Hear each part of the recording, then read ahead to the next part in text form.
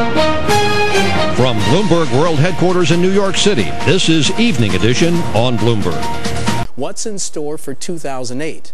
Joining me now is Drew Kanaly. He is the chairman of Kanaly Trust, and he is in Houston tonight. Mr. Kanaly, thanks for joining us on Evening Edition. Appreciate it. Thank you for having me, Mark. Sir, talk to me about 2008 and how that is going to be different because it is an election year. Well, what happens in an election year is you start to hear a lot about policy going forward. It could be regulatory policy, it could be tax policy. And when you hear that from the market's perspective, you're looking to what's going to happen to after-tax returns on capital. Then what are those after-tax returns going to look like given the dynamic of trying to choose a new leader in the White House?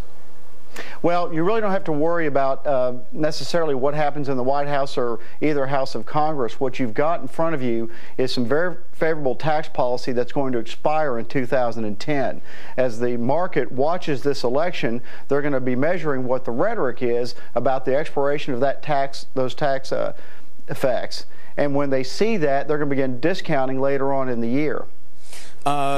Talk to me then about financials and how they might move the market in 2008 as compared to this year. Well, early on, they may move the markets negatively if we have some more bad news. I mean, right now, you're really looking at a very, very pessimistic market. You know, the assassination in Pakistan kind of really kiboshed any sort of a rally towards year end, and now they're still looking for more bad news to come out of the financials. So that still may be a big issue for the first quarter of 2008. And, sir, are people really cognizant of the effect that geopolitical factors might have on something like that? Because you did mention the assassination of Mrs. Bhutto. Well, they're clued in now. What you're looking for is, will Pakistan become more destabilized? Was this part of a larger game plan? You know, what is going on? Is this just an isolated event? And so you're always waiting to see if something more is coming on. The same thing's true with our elections. What you're watching for is the rhetoric, and will it translate into some meaningful governance that will affect the economies? And, sir, if I might stay on the election theme for a minute, even before the presidential election, we still have another year coming up, and we still have Democrats and Republicans, for the most part, at loggerheads. Did any attempt at bipartisanship also play into that as well? Well, as far as capital markets are concerned, gridlock's good, but they do want to see something happen around that 2010 policy. So what you could have is, you know, the executive branch maybe staying in the Republican hands, but even the president will be powerless to stop the expiration of those tax breaks. Sir, what's your forecast for the financials with new leadership, say, at Merrill and at Citi? Well, what you're really looking for right now is more capital coming into those organizations, which you've seen from some of the sovereign funds. And so we want to see a bottom come to their capital needs. And once you see their capital needs become satisfied, then you know the bottom in the financials is getting closer. The other thing that still has to happen, and we had a nice little housing number, is you want to see all that excess housing inventory get purchased in 2008. Sir, and as you're talking, we're showing the graph of the S&P 500 financials down the one-year chart, 392.08.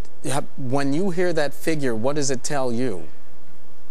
Well, it tells me that, I mean, the financials are still trying to find a bottom here. They're still trying to search out, in terms of the buyer's interest in financials, where these stocks will begin to rebound. And it's going to be sometime later on in 2008 before we're going to know that complete story. Okay, and I guess one of the big questions for 2008, growth or value, which one?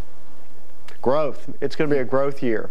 You're still going to see growth stocks do well. They made the turn this year. They're going to continue to do so, supported by international themes, supporting growth internationally, because global markets are still doing very well. For that matter, the U.S. economy is still doing very well. I keep saying that the rumors of our economy's demise are greatly exaggerated.